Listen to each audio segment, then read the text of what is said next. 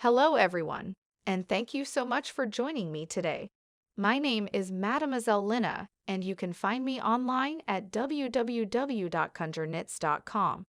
Today, we are here to do the Gemini TarotScope for August 2021, and we are going to be using the Fairies Oracle by Brian Froud.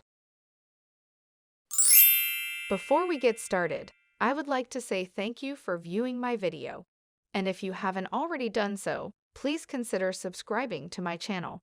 Hit that subscribe button, smash that like button, and click on the little bell so that you'll receive notifications of when I go live or upload new videos. I do try to stay pretty busy here on my channel.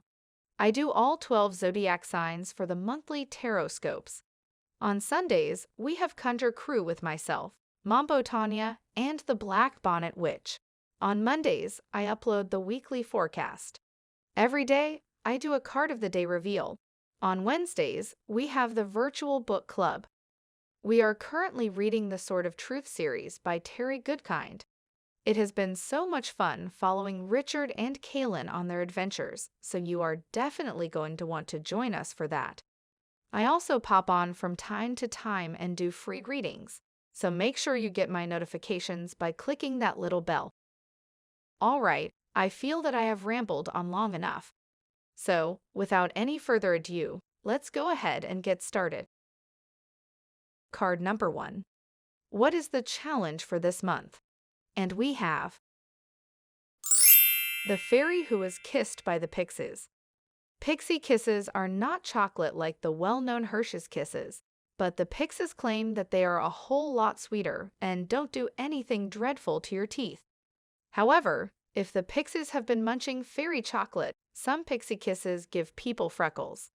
As Brian wrote, the pixies say that there cannot be too much kissing. A fairy kiss is a blessing indeed. Pay attention when you feel a fairy touch on your cheek or lips. Pixie kisses, in fact, all fairy kisses, are to be noticed and savored.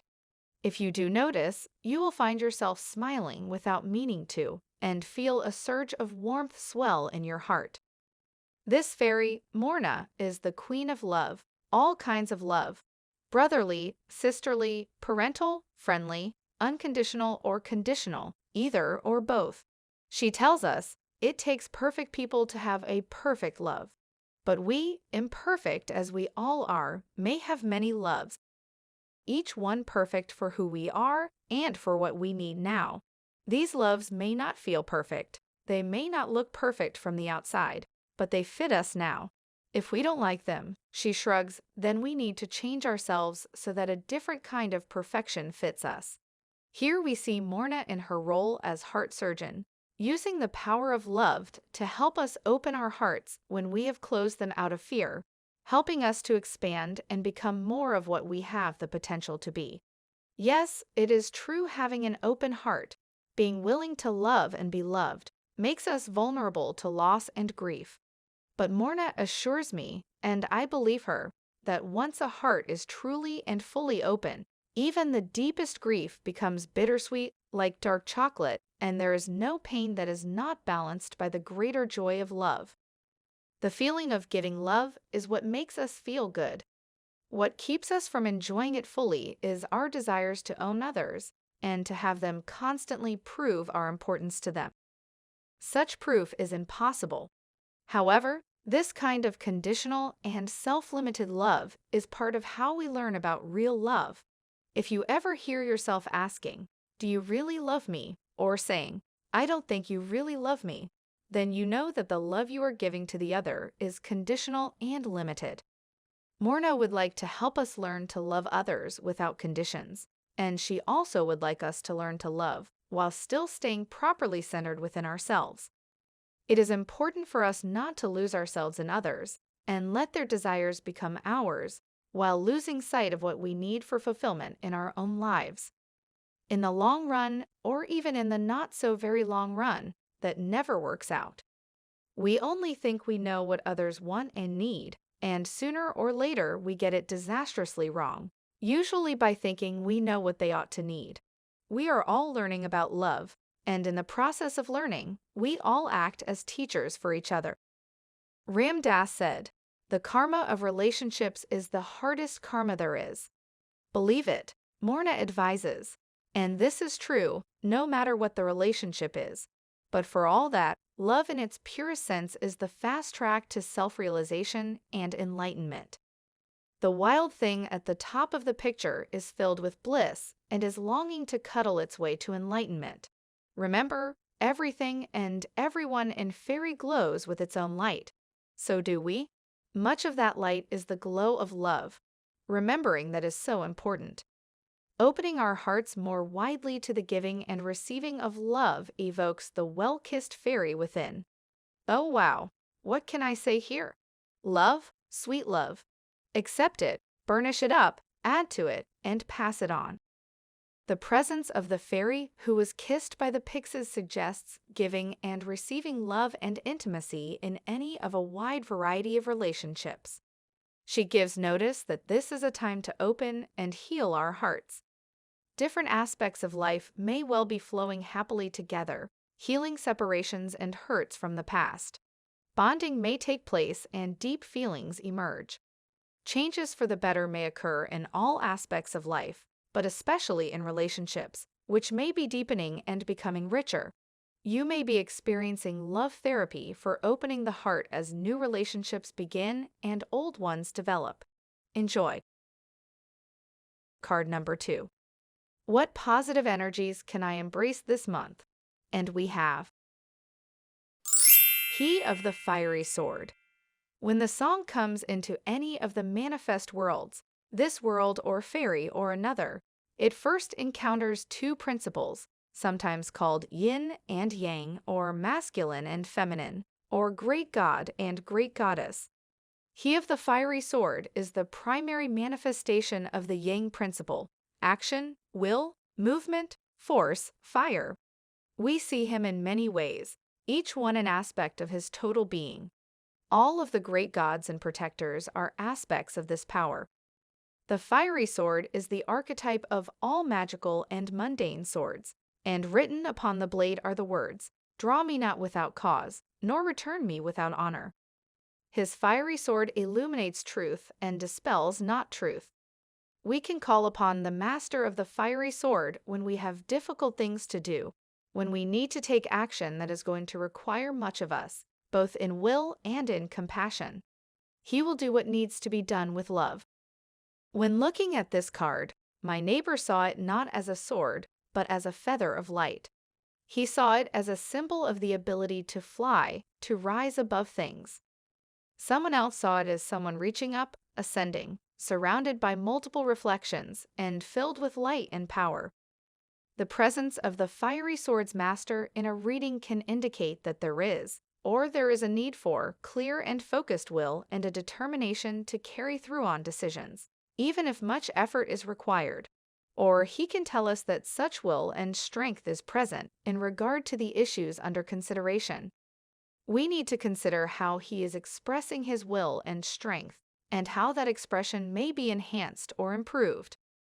It is this singer's energy that enables us to burst the bonds of an outgrown way of being and move on to the next level. He indicates that this is a time to take action based on clear spiritual will. His presence indicates great strength and great potential for good. It also reminds us that, if we call upon him, we will receive assistance. Card number 3. What negative energies do I need to negotiate this month? And we have D. If you don't get him on the wish, you might catch him on the wash.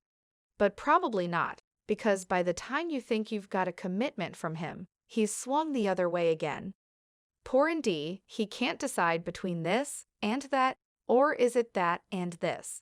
If he just had more information, if he just had some kind of guarantee about the outcome, if only he could be certain about things. Well, he can't. That isn't how life is. D sits on our shoulder as we wobble around trying to make a decision, and just as we think we've about got it, he mutters, "But what if?" And very likely, we dissolve into confusion again.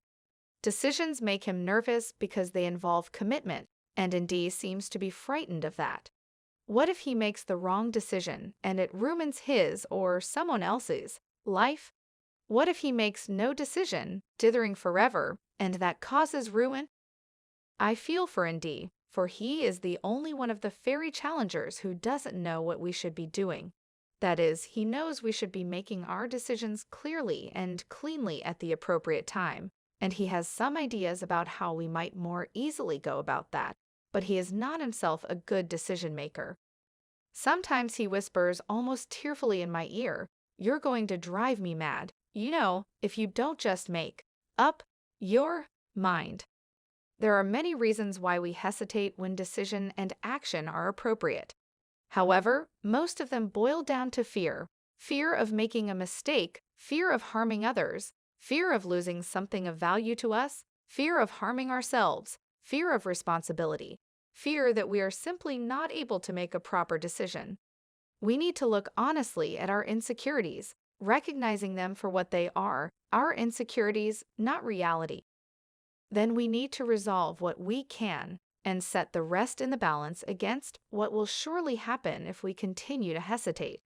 Premature decisions and actions often create problems, but lack of decision is a decision also, and one that creates its own set of misfortunes.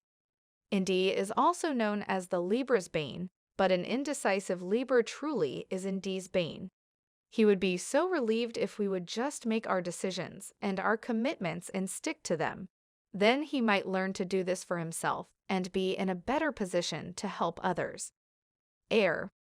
What I was trying to say was that sometimes it is possible to learn from watching others learn. Indy would like to do this. Then he might be better able to teach those processes. Or perhaps not. At least, I think that is what I mean.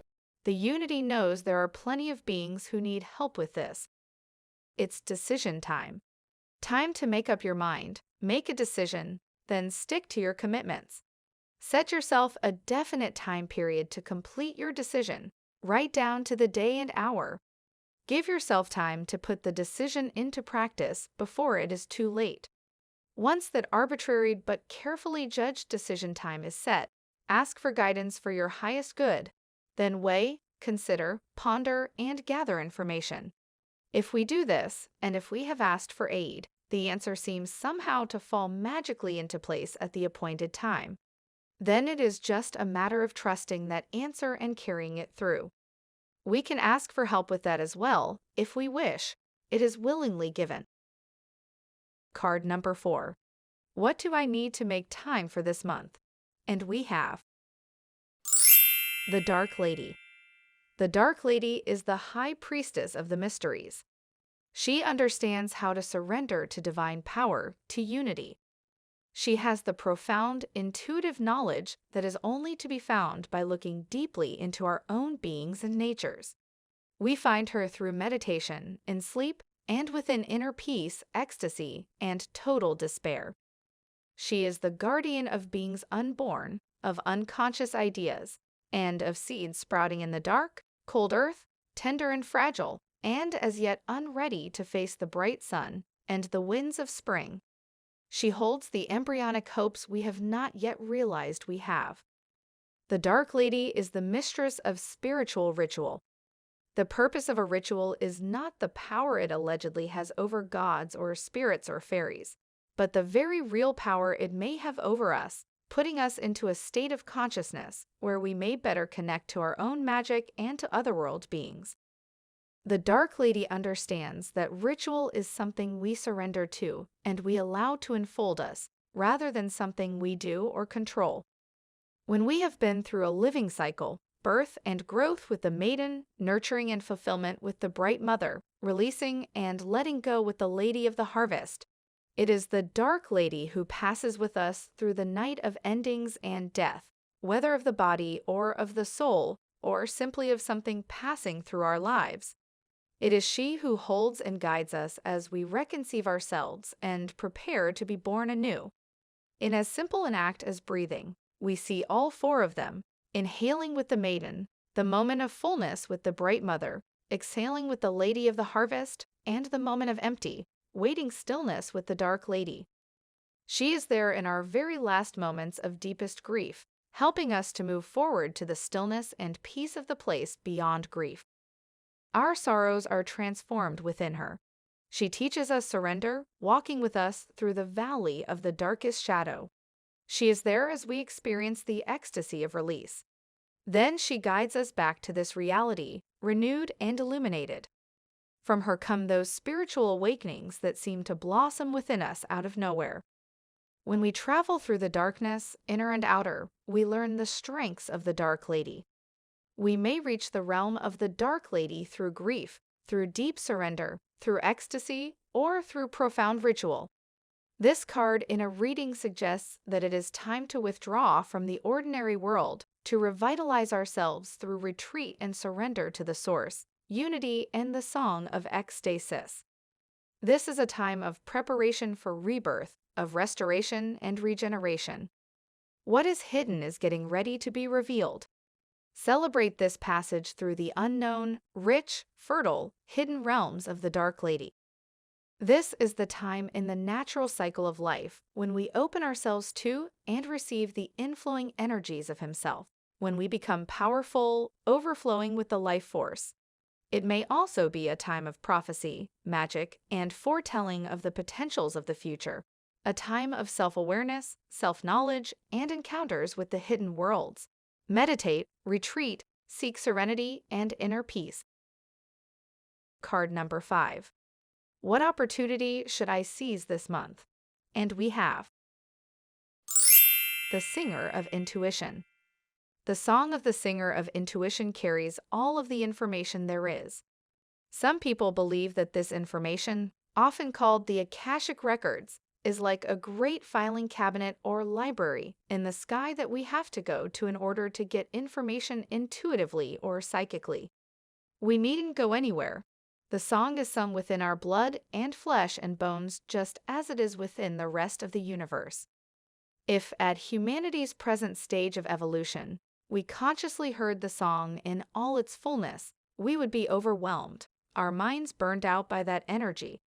A kindly universe has led us to a place in our development where we can consciously hear only bits of the melody. Usually we must develop skill in actively listening for it, but occasionally a few notes resonate so closely with our own being that we become aware of them. These involuntary experiences are what we call hunches or intuition or extended sense perceptions. We can improve our reception of the song by learning to be very still and to listen in a special way. What we get for practicing stillness through meditation and listening, just ask and then listen, is the ability to understand and interpret meta-symbols, the symbolism beyond the material symbols of oracles and omens themselves. Stars, omens, portents, movement of stars and mice. These are all part of one piece, the one song, and therefore a part of us as we are of them. Understanding them truly is just a matter of learning to be still, to ask, and to listen. Someday, as we evolve and grow, we will be able to hear more and more of this song, and to base our actions and choices on greater knowledge. Patience and practice are the keys to all of the subtle, clear senses, clairaudience, clear hearing, clairvoyance, clear seeing, clairsentience, clear knowing, telepathy, hearing each other without words, precognition, knowing before, glimpses of a probable future. In a reading, the presence of the Singer of Intuition indicates that information is available to us if we will just listen to our own inner knowing. Perhaps we have already heard it and still doubt our subtle senses. The singer says this is the time to really listen to our intuition. What are our feelings, hunches, or intuitions about this situation? It is desirable that we should seek solitude, meditate, and practice stillness and patience. This is a time for inward focus, a time to open the inner door to intuition. There are a lot of ins in this sentence because important answers are to be found within ourselves. All right, my beautiful Twinkies. Let's take a look at the bigger picture here. Card number 1. What is the challenge for this month? And we have the fairy who was kissed by the pixies. Drop your walls. Open your heart. Allow yourself to love and be loved. You deserve love. You are lovable. I know that sometimes you feel that you don't deserve love or you are afraid of being hurt again. I would like to remind you once again, each person is a unique individual. A new love is not the same person who hurt you in the past. Give them and yourself a chance to experience real love without any restrictions or conditions. Next, we have card number 2. What positive energies can I embrace this month? And we have He of the Fiery Sword. This is a call to action. Rise and take action. Go above and beyond normal expectations. Be extraordinary. The time has come for you to let down your walls from card number 1 and take a risk. You've got this. Don't just sit around and let life pass you by. That's not who you are. You are a doer. Get to doing. The spirits are giving you extra strength and motivation this month. Put it to use for the good. Card number 3. What negative energies do I need to negotiate this month? And we get in D. Grab onto the strength of He of the Fiery Sword and let go of the fear that you will make a wrong decision. In D is telling me that this includes spiritual traditions. No more mixing and moxing. Choose a tradition and stick with it. Also, he says you need to stop waiting around to get things done. Just do it. You will be surprised how much you can accomplish when you set your mind to it. Card number 4. What do I need to make time for this month? And we get the Dark Lady. Indy was just talking about this, making spiritual decisions. Once you decide on a tradition, make it a ritual to put that tradition into practice. I'm not talking about ceremonial magic or spell work. What I'm talking about is make a schedule to study and do research, serve your spirits, etc. Make this your daily or weekly ritual. Get into the habit of incorporating your spirituality into your everyday life. Card number 5. What opportunity should I seize this month? And we get the Singer of Intuition.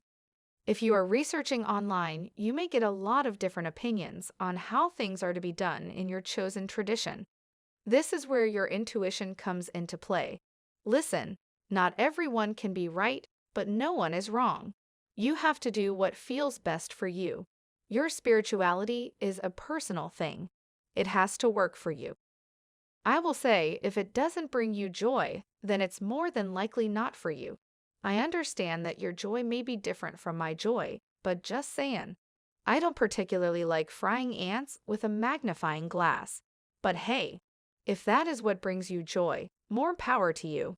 I'm just saying, if it doesn't bring you joy, you may want to go back and meditate with the Dark Lady again.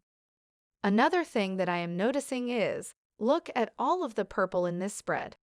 This is telling me that you have a lot of spiritual work to do this month. Not only that, but you have a ton of spirits around you that are working with and for you. Let your walls down and allow yourself to love and be loved. Take risks. Make a decision and stick to it. Incorporate your spirituality into your daily life. Use your intuition and do what feels good for you. I hope that this reading has helped you and will help lead you and guide you throughout the month of August. If you do feel that it has helped you and that it will help someone else, please feel free to share this video. Sharing is caring. And if you would like a more in-depth and personal reading, you can go to my website at www.conjureknits.com and click on the link at the top of the page that says, Book a Reading. I hope you all have a very beautiful and amazing month. Love you bunches. Bye-bye.